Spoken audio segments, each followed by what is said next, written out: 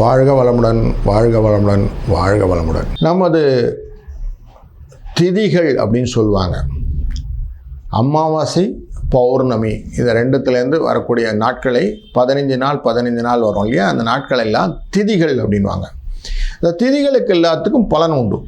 பிரதமை திதி, துதியை திதி, திரிதியை திதின்னு 1, 2, 3, 4ன்னு 5 போட்டு போயிடும். அதுலேயும் முக்கியமாக இந்த பஞ்சமை திதி அப்படின்னா, பஞ்சம்னா 5. நார்மலாக இந்த பஞ்சபூதம் அப்படின்னா என்ன அர்த்தம்? நிலம், காற்று, ஆகாயம், நெருப்புன்னு சொல்கிறோம் இல்லையா, அது மாதிரி 5 பூதங்களையும் ஒன்றிணைத்தது. நம்ம விரல்களே 5 விரல்கள் சேர்ந்துருக்கிறது பஞ்சாரிஷ்ட அப்படின்னு சொல்லுவான். ஸோ அந்த மாதிரி அனைத்தும் சேர்ந்த விஷயங்களாக கொண்டு வரது அப்படின்னு ஐடியா தவிர பஞ்சமி அப்படின்னு வச்சுக்கிறோம். அந்த பஞ்சமி திதியின் போது முக்கியமாக நாம் விரதம் இருக்கிறது, வர்ஷிப் பண்ணுறது. ஏன்னா 5ங்கிறது அதிர்ஷ்டத்தை கொடுக்கும், 5ங்கிறது புதுவிதமான உத்வேகத்தை கொடுக்கும், நமக்கு ஒரு வழிகாட்டுதலை கொடுக்கும் அப்படின்றது தான் 5உடைய பேஸ். புத்திக்கு காரகன் புதன், அவன் 5லே இருக்கிறான் அப்படின்னு பார்க்குறோம். சரிங்களா? விஷ்ணுவும் அதுதான் அப்படின்னு சொல்கிறோம். அப்போது ஒரு திதியை நம்ம வர்ஷிப் பண்ணும்போது மோட்சத்தை கொடுப்பவன் யார் அப்படின்னா பஞ்சமி திதி. ஒருத்தருக்கு பணம் வரணும்னா பஞ்சமி திதி. அப்படி பார்த்தா இந்த பஞ்சமி திதியுடைய தேவதையா வழிபடக்கூடியது வாராகி. வராகி என்ன பண்ணுறா? பூமியை அப்படி வந்து நிற்கிறா. அப்போ சப்தகண்ணீரில் வாராகி தேவியை வணங்குவது அப்படின்னு வச்சுக்கணும். பஞ்சமி அன்னைக்கு அவளை வணங்குறது அப்படின்னு வச்சுட்டா அவளுக்கு எந்த விதமான கஷ்டங்களும், பில்லி சூன்யம்லாம் சொல்லுவாங்க இல்லையா, ஏவல் வச்சுட்டாங்க, பில்லி வச்சுட்டாங்க, மருந்து வச்சுட்டாங்க, நிறைய சொல்லுவாங்க இல்லையா, இது எல்லாத்தையும் போகக்கூடிய ஒரே ஒரு விரத நாள் பஞ்சமி. அன்றைக்கி விரதம் இருந்துட்டாங்கன்னா அவங்க எதுக்குமே கவலைப்பட வேண்டாம். அதெல்லாம் ஒன்றுமே இல்லை, எல்லாம் எனக்கு மண்ணாகிடும். ஏன்னா மண்ணை தானே அவள் தள்ளிட்டு வந்துட்டா, அதனால் எல்லா மண்ணும் மண்ணாக்கிடுவோம், அதெல்லாம் ஒன்றுமே கிடையாது சொல்லி போயிட்டே இருக்கலாம். சரி, அவளை எப்படி வழிபடுறது அப்படின்னு சொன்னாக்க, நிறைய சிகப்பு புல், ரத்த புஷ்பம் அப்படின்னு சொல்லுவான் நார்மலாக சமஸ்கிருதத்தில். இந்த செவ்வரளி அப்படின்னு அரளிப்பூ பார்த்துருக்கோம், அது சிவப்பு கலரில் இருக்கும். 2வது செம்பருத்தி, நிறைய சிவப்பு செம்பருத்தி. இதெல்லாம் எவ்வளோ முடியுதோ அவ்வளோ கொண்டு அவளுக்கு சமர்ப்பணம் பண்ணணும். சரிங்க, இதுக்கு என்ன ஒரு பேசிக் ஐடியா அப்படின்னு கேட்டிங்கன்னா, ஹைபிஸ்கஸ் அப்படிங்கிற சயின்டிஃபிக் நேம் தான் இந்த செம்பருத்திக்கு கொடுக்குறாங்க. இந்த செம்பருத்தி எதுக்கு யூஸ் ஆகுது?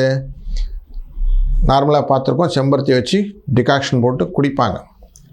அது பிளட் பியூரிஃபையர். சரிங்களா?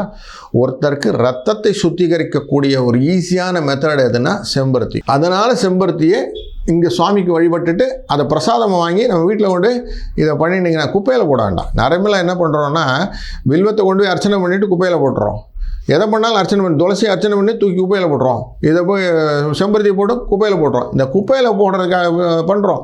இதுக்கு பின்னாடி என்ன இருக்குன்னா, எல்லாமே மெடிசன் வேல்யூ, அவ்வளோதான். எப்போ இந்த இடத்துல செம்பருத்தியை நம்ம என்ன பண்ண போகிறோம், எடுத்துகிட்டு வந்து நம்ம வீட்டில் செம்பருத்தியை நல்ல செம்பருத்தி, சிகப்பு செம்பருத்தியை வாயில் வெறுனை போட்டே சாப்பிட்லாம். அப்படி இல்லை, கொஞ்சம் இந்த மாதிரி வெந்நீரில் போட்டு அதை கஷாயமாக்கி அந்த டீயை சாப்பிட்லாம். சாப்பிட்டா இந்த பலன் உங்களுக்கு கிடைக்கும்.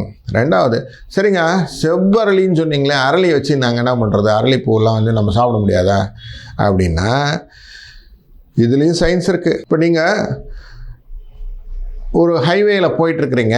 ஹைவேயில் போகும்போது நடுவில் சில சின்ன இடத்துல ஒரு பார்க் மாதிரி போட்டிருக்காங்க இல்லையா, 2 இது பிரித்து 2 பக்கம் ஒரு சாலையை பிரித்து அப்படியே ஃபுல்லாக பார்க் போட்டிருக்காங்களா.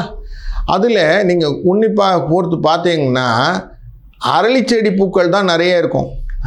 அரளியான செடிகளையும் பதியன்களையும் தான் மரங்களாக, அரளி மரங்கள் தான் நிறைய இருக்கும். அது பூத்தவும் இருக்கும், பார்த்துருப்பீங்க. அப்படின்னா என்ன அர்த்தம்?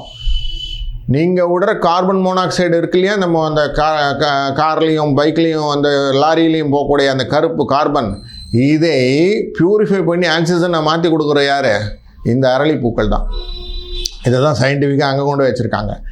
இதே சயின்ஸ் தான் நம்ம ஆட்கள் இங்கே கொண்டு வந்து அரளியை கொண்டு வந்து சுவாமிகிட்ட சேர்க்குறது. அப்படின்னா என்னத்தம், நம்மக்கிட்ட இருக்கிற இந்த கார்பன் ஆக்சைடை எகெயின் ஆக்சிஜனாக மாற்றி கொடுக்கணும். அப்போ நீங்கள் போயிட்டு வந்தால் நல்ல ஆக்சிஜனை ஸ்மெல் பண்ண போகிறீங்க. You are going to get a oxygen and your carbon monoxide carbon dioxide get absorbed by அரளிப்பூ, இவ்வளோதான். ஸோ அப்போது ஒரு இடத்துல உங்களுக்கு சயின்டிஃபிக் மூமெண்ட்டும் கொடுத்துருக்காங்க அண்ட் அதனுடைய மெடிசன் மூலியமும் கொடுக்குறாங்க. அப்படின்னா பஞ்சமி திதி எவ்வளோ முக்கியமானதுன்னு பார்த்துக்கிடுங்க. அப்போது அன்றைக்கி நான் வெறும் வயத்தில் இருப்பேன், கொஞ்சம் விரதம் இருப்பேன், சுவாமியை வந்து ஸ்மரணம் பண்ணிகிட்டே இருப்பேன், வராகி நமகான்னு சொல்லிகிட்டே இருப்பேன். வெறும் ரொம்ப பெரிய மந்திரம்லாம் தெரியாது எனக்கு, வராகி நமகா போதும், ரொம்ப கன்ஃபியூஷனே வேண்டாம். எனக்கு எல்லாம் தெரியும் சார், தெரிஞ்சால் எல்லா மந்திரம் சொல்லுங்கள், தெரியலையா ஒரே நம்பர். இதை சொன்னால் என்ன ஆகும்னா, வாராகி சொன்னேன், பூமியை பிளந்து அவர் மேலே வந்திருக்கிறார். அப்போது பூமிநாதனுக்கு ரொம்ப முக்கியமானவர் அப்படின்னா பொறுமையை கொடுப்பார். பூமியில் தான் புதையல் எல்லாம் இருக்கிறது அப்படிங்கிறோம். எல்லாமே அழிஞ்சு போனால் பூமிக்குள்ளே தானே போகுது. அப்போ எல்லாத்துக்கும் கீழே தானே எண்டு, நம்ம மேலே போகிறதில்ல, உடம்பு கீழே தானே போகுது. அப்போ நம்மளை பார்த்துக்க போகிறது யார்? இந்த தாய் தானே. அப்போது இந்த தாய்கிட்ட சொல்லிடலாமா, தாயை என்னை கொஞ்சம் பார்த்துக்கோ, நான் இருக்கிற போது நல்லா பார்த்துக்கோ, போனாலும் நல்லா பார்த்துக்கோன்னு சொல்லிட்டோம்னா இந்த வாழ்க்கையை நல்லபடியாக அமைத்து நம்ம வாழ்க்கையை சமன்படுத்தி கொடுத்து விடுவார். இந்த ஐடியாவில் தான் நம்ம வந்து வாராகியை வழிபடுறோம், பஞ்சமி தேதியை வழிபடுறோம்.